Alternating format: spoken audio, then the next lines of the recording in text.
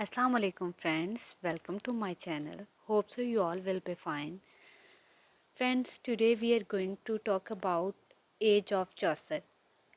It also belongs to the Anglo-Norman period. कल हम Anglo-Norman की बात कर रहे थे तो कल हमने उसके राइटर्स की बात नहीं की थी।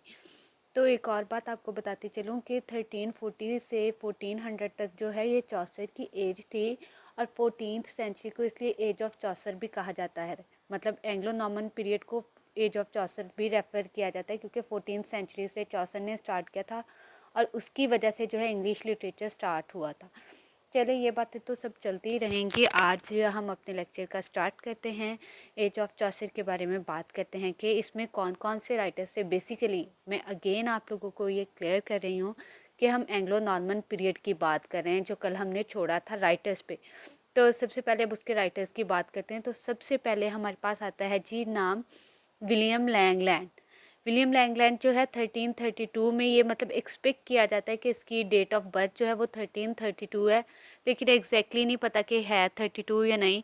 लेकिन इसकी डेट ऑफ डेथ जो है उसके बारे में किसी को कुछ मालूम नहीं है। तो वो कहता है कि विलियम लैंगलैंड जो था one of the greatest poet of the middle edges was William Langland, यानी विलियम लैंगलैंड बहुत बड़े बड़े पोइट में से एक पोइट था मिडल एजेस में। इसमें दो तीन बड़े बड़े नेम आएंगे। तो ये विलियम लैंगलैंड भी वो कहता है बड़ा मशहूर किस्म का बंदा था। उसकी सबसे famous poem his poem a vision of Piers Plowman. A vision of Piers Plowman ये उसकी सबसे मशहूर पोएम थी। Holds an important place in English literature. वो कहता है कि इंग्लिश लिटरेचर में इसका बड़ा अहम मुकाम है। It is classic work due to its style. वो कहता है ये एक यूनिक क्लासिक स्टाइल का काम था। उसकी वजह क्या है कि ये उसने इसका स्टाइल क्या था। It is a satire on the corrupt religious practices, कि जो मज़हब में जो करप्ट प्रैक्टिसेस हो रही थी, गलत काम हो रहे थे, उसके ऊपर इसने क्या सटायर किया, उसे तनकीदी अंदाज में उसने पेश किया है इस पोइम के अंदर। मतलब उस चीज़ को उसने बताया। It throws light on the ethical problems of the day. उस ज़माने में उन दिनों में जो मॉरल और या एथिकल प्रॉब्लम्स थे वो लोग फेस कर रहे थे, उस पर ये रोशनी डालता है। ये तो था जी विलियम लैंगलैंड। अब इसके बाद हमारे पास आ जाता है जॉन गावर। जॉन गावर को जो है इसकी डेट ऑफ बर्थ 1325 यानी एक्सपेक्ट की जाती है कि 1325 है। अब एग्जैक्टली 25 है या 26 है या 27 है, वॉट एवर, वो नहीं कन्फर्म। लेकिन इसकी डेट ऑफ डेथ जो है वो कन्फर्म है, वो है 1408। तो कहते हैं कि Gower occupies N important place in the development of English poetry. कि इंग्लिश पोइट्री में जो गावर है इसका मुकाम भी बड़ा अहम है। He is a great stylist. इसका स्टाइल जो था वो भी बड़ा यूनिक किस्म का था। He prove that English might compete with the other languages with which had most distinguish themselves in poetry.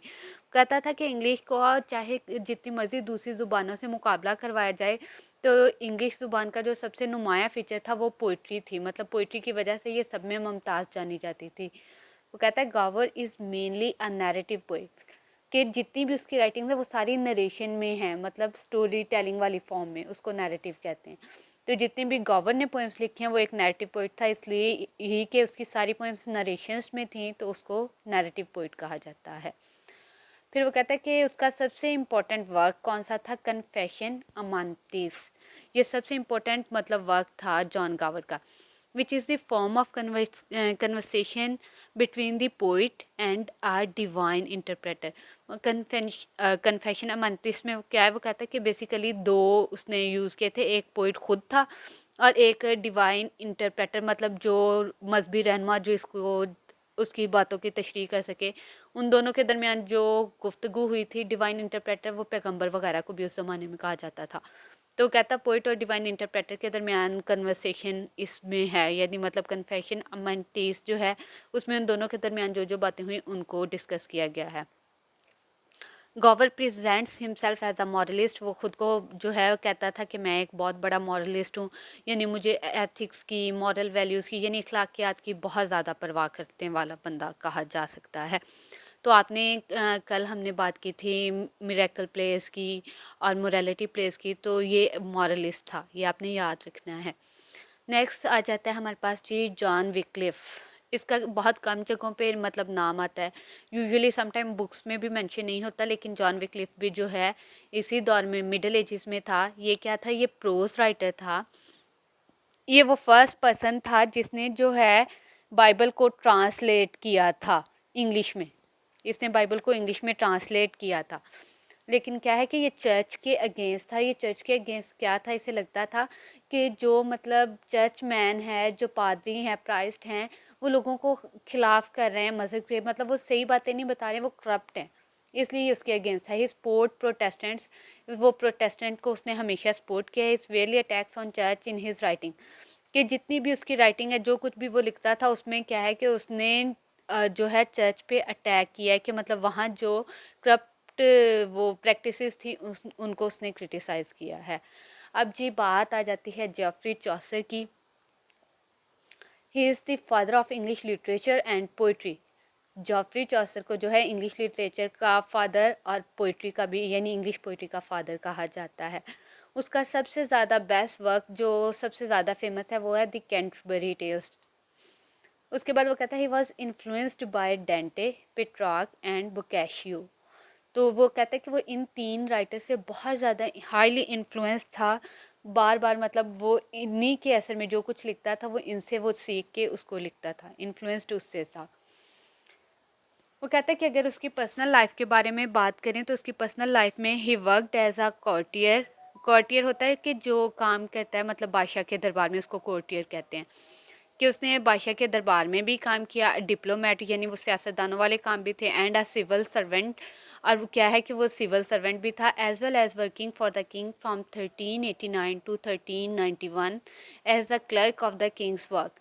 कि 1399 से 1391 तक जो है वो उसने एक क्लर्क वाला काम, मतलब वो जो पैसे काउंट करना और इस तरह की सारे काम करते थे, वो क्लर्क रहा है बादशाह का 1389 से 1391 तक। लेकिन वो कहते हैं अगर उसके राइटिंग स्टाइल की बात की जाए तो क्या है, ही वॉज अ ह्यूमरिस्ट। वो मज़ाक पसंद था, मतलब उसकी राइटिंग्स में इस तरह की चीज़ें आपको मिलेंगी। स्टाइलिस्ट, वो क्रिटिसाइज़ करता था।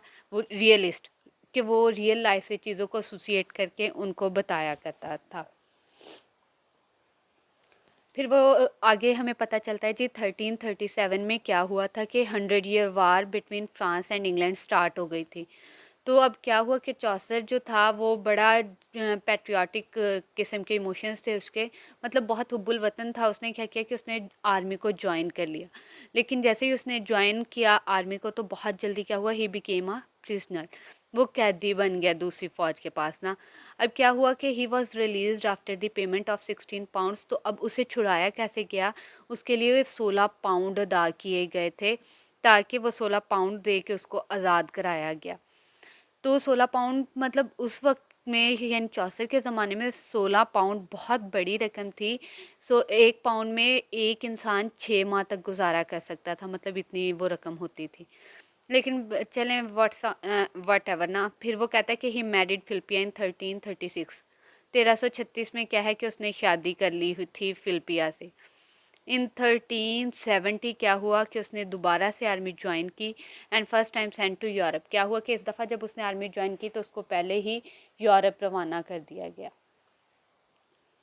अब अगर चौसर के वर्क्स की बात कर लें कि उसके इंपॉर्टेंट वर्क कौन से थे, तो उसके वर्क को 3 कैटेगरीज में डिवाइड किया जाता है। सबसे पहला पीरियड फ्रेंच पीरियड है। उसके बाद ये 1372 जो है इसमें था, मतलब 1372 में जो कुछ भी उसने लिखा वो फ्रेंच से बहुत ज़्यादा इन्फ्लुएंस्ड था इस वजह से। फिर 1373 से 1384 और 85, यानी 84 और 85 के बीच में से कोई एक टाइम है। तब तक उसने जितनी भी राइटिंग्स की उसमें वो क्या हुआ कि इटालियन से बहुत ज़्यादा इम्प्रेस था, क्योंकि उस वक्त वो 72 या 73 में वो इटली गया था। इसलिए वहाँ से इम्प्रेस होकर उसने राइटिंग करनी शुरू की। फिर थर्ड पीरियड में क्या है कि उसने सोचा कि इंग्लिश ही अच्छी लैंग्वेज है, तो फिर 1386 से 1400 तक जो है उसने इंग्लिश राइटिंग्स की हैं। तो उसको हम मतलब अरेंज्ड फॉर्म में स्टार्ट करेंगे। तो सबसे पहले फ्रेंच पीरियड। तो कहता है कि Chaucer began his literary career under the influence of a medieval French literature. कि उसने क्या है कि मतलब उसने अपना करियर जब शुरू किया तो वो बहुत ज़्यादा इन्फ्लुएंस था, उस पर बहुत ज़्यादा असर था फ्रेंच लिटरेचर का। Under French influence, he began his translation of the Roman de la Rose, most popular and influential of all French poems in the Middle Ages. तो क्या है कि उसने क्या करना शुरू कर दिया, रोमन डी ला रोज, ये एक पोएम थी जो उसने लिख मतलब इसको ट्रांसलेट फ्रेंच से इंग्लिश में ट्रांसलेट करना स्टार्ट किया था। लेकिन क्या हुआ कि by the passage of time उसके पास टाइम नहीं बचा या क्या हुआ, उसने इसको कंप्लीट नहीं किया था। उसके बाद उसने एक बुक लिखी थी, द बुक ऑफ डचेस। ये बुक जो थी ये एक एन एलेजी, एलजी क्या है कि मतलब एलजी होती है जो आप किसी की डेथ पे कुछ लिखते हो ना, तो उसको आप एलजी कहते हो। फिर वो कहता है कि उसके बाद उसने लिखी थी ऑन द डेथ ऑफ ब्लैशी, ये भी ब्लैंशी की डेथ पे जो कुछ लिखा था ये भी क्या है, एक एलजी है। मतलब जब कोई मर जाता था उसका अफसोस करने के लिए, यानी कोई फेमस बंदा, तो एलजी लिखी जाती थी। ये भी पोएम होती थी, उसको एलजी कहते थे कि मतलब वो अफसोस को जाहिर करती थी। उसके बाद इटालियन पीरियड स्टार्ट हुआ 1373 में, क्योंकि 1373 या 72 में ऐसा हुआ था कि इसने इटालियन की तरफ सफ़र किया था और वहाँ से ये बहुत ज़्यादा इन्फ्लुएंस्ड हुआ था। तो वहाँ से इन्फ्लुएंस्ड होके जो इटालियन इन्फ्लुएंस के अंडर इसने बुक्स लिखी हैं उसके नेम है House of Fame, the Parliament of Fowls, the Legend of Good Women, Troilus and Criseyde. ये जो ट्रिलियस एंड क्रिसिडिया है ना, ये बेसिकली इसने ट्रोजन वार्स पे लिखी हुई है। प्रिंस ऑफ ट्रोजन को इसमें डिस्कस किया हुआ है, इस तरह से इन चीज़ों को, जंग को सारा बताया हुआ है उसने। फिर इंग्लिश पीरियड की बात आ जाती है, तो इंग्लिश पीरियड में एक ही सबसे ज़्यादा इसकी मशहूर पोएम है जिसको कैंटरबरी टेल्स कहते हैं, जो सबसे ज़्यादा जानी जाती है। कैंटरबरी टेल्स इसने लिखी थी 1388 में। तो क्या हुआ 1388 में, अभी ये कैंटरबरी टेल्स इसने 1388 में लिखी है। एक चीज़ मैं इसमें मेंशन करना भूल गई हूँ, सॉरी, वो मैं आपको वैसे बता देती हूँ कि इस 1348 जो ये वाला ईयर था इसको ब्लैक डेथ का नाम दिया गया था। ब्लैक डेथ का नाम क्यों, कि उस टाइम पे जो है बहुत ज़्यादा प्लेग आ गया था और उसकी वजह से जो है 30 to 60% जो लोग हैं वो मर गए थे वहाँ। तो इस वजह से इसको ब्लैक डेथ का नाम दिया गया था। तो उम्मीद है कि आज के लेक्चर में भी आपको काफ़ी चीज़ें समझ आ गई होंगी।